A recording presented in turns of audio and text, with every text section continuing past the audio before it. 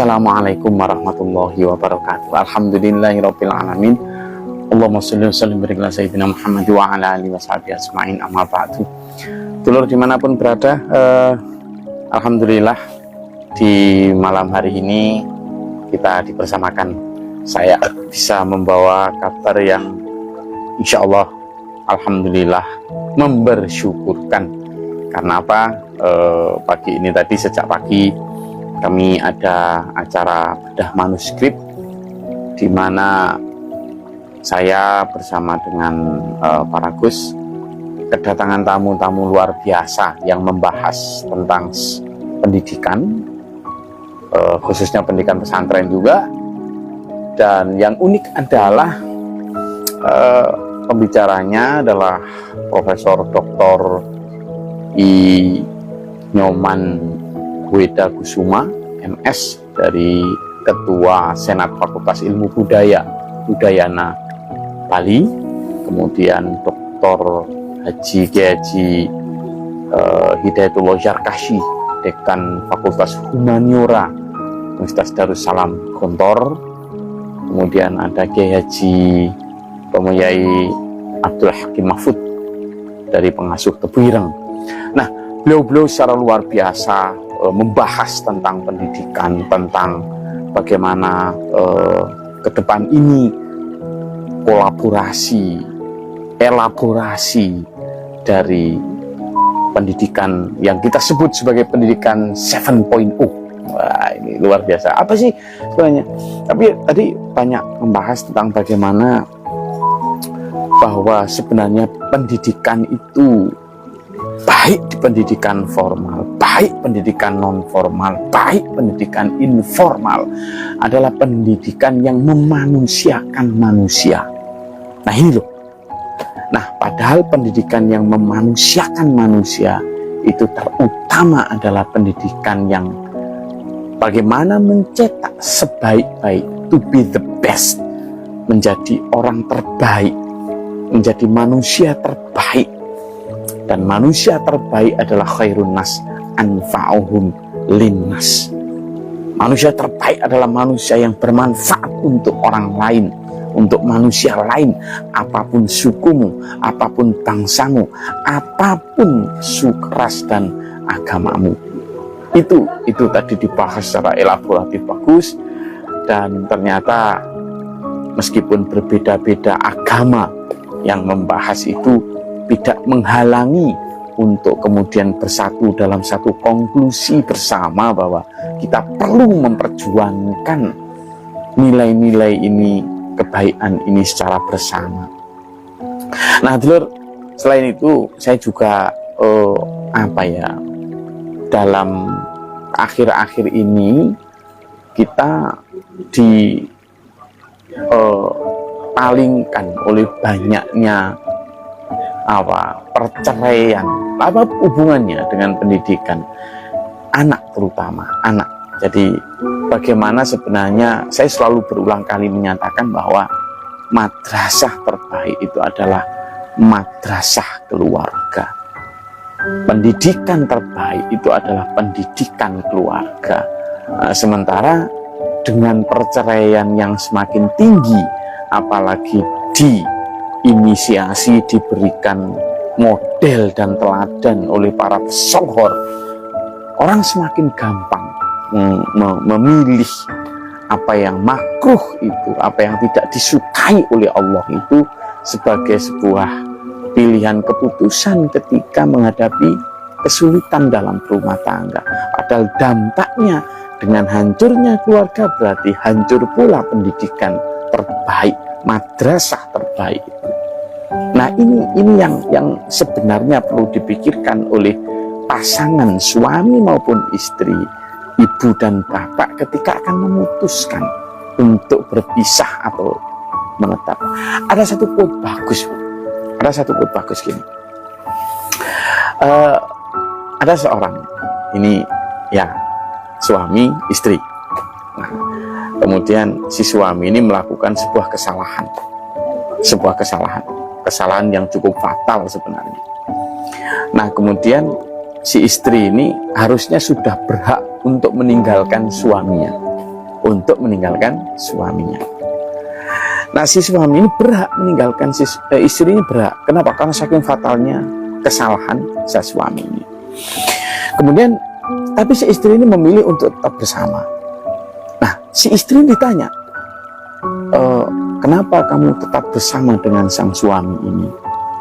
Dan dia bilang, I prefer to stay for what he done right, ya, what many things he done right, and not to leave him for one thing he done wrong.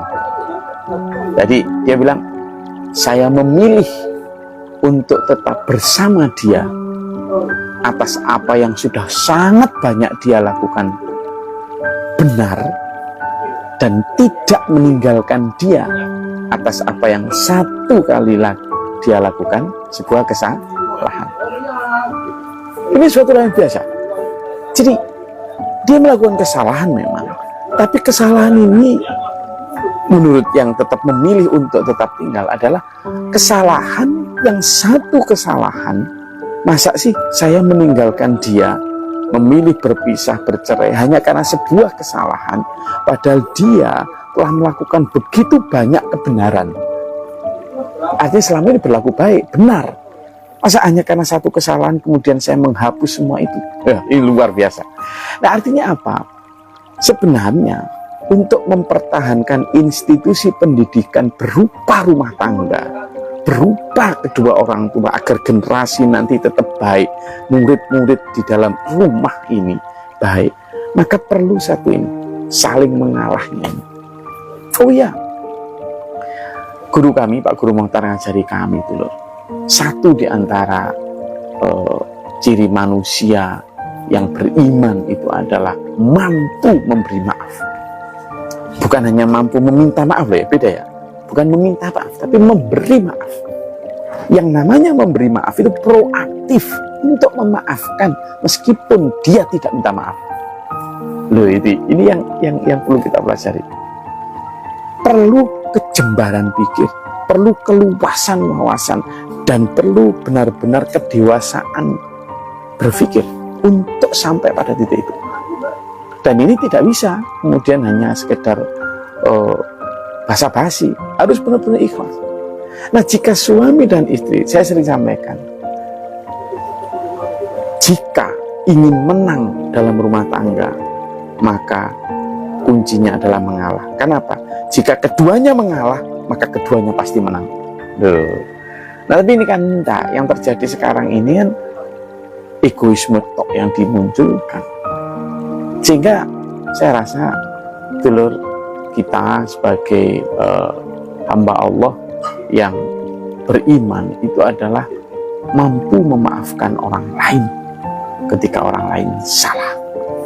Mampu memaafkan meskipun dia tidak minta maaf. Nah, ini yang kita perlu. Insya Allah kalau ini yang terjadi, seperti Pak Guru Mokhtar Abi Mokhtar ngajarin kami, kalau kamu melihat orang lain salah atau dosa, seperti melihat anak kecil kejegur sumur, jangan dilempari batu, tolong dia.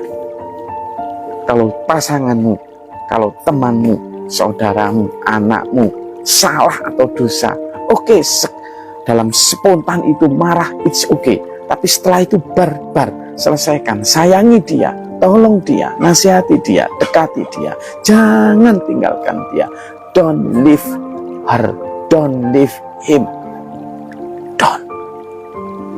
Just try stay with him or her.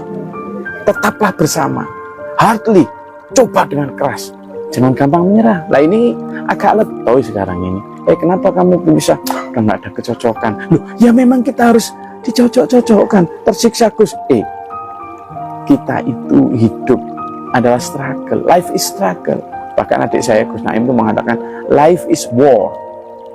Hidup ini perang, terutama perang melawan hawa nafsu, termasuk wal kadhiminal ghaidh, menahan amarah. Gitu loh.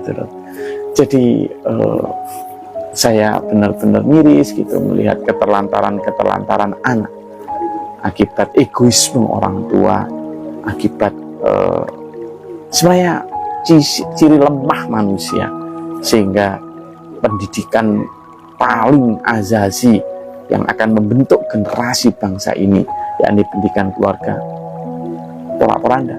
Begitu madrasah terbaik yang bernama keluarga ini tidak tercipta, pondasinya runtuh, ya sudah, jangan bicara pendidikan selanjutnya. Mau di pendidikan formal, pendidikan tidak ada sudah. Orang hanya akan tercetak secara skill, tapi mentalnya sudah hancur ketika sebuah keluarga sudah dihancurkan. Karena itu, dulur-dulur semua dimanapun berada, malam ini saya cuma ngajak untuk tadi itu, ketika melihat orang lain salah, ayo tetap kita lihat sisi baiknya. Jadi tadi saya memilih untuk tetap bersama dia, untuk banyak hal yang telah dia lakukan dengan benar, dan saya tidak meninggalkan dia hanya untuk satu apa yang dia lakukan secara salah. Nah ini loh, jangan sampai seperti hujan panas tahun dihapus oleh hujan sehari.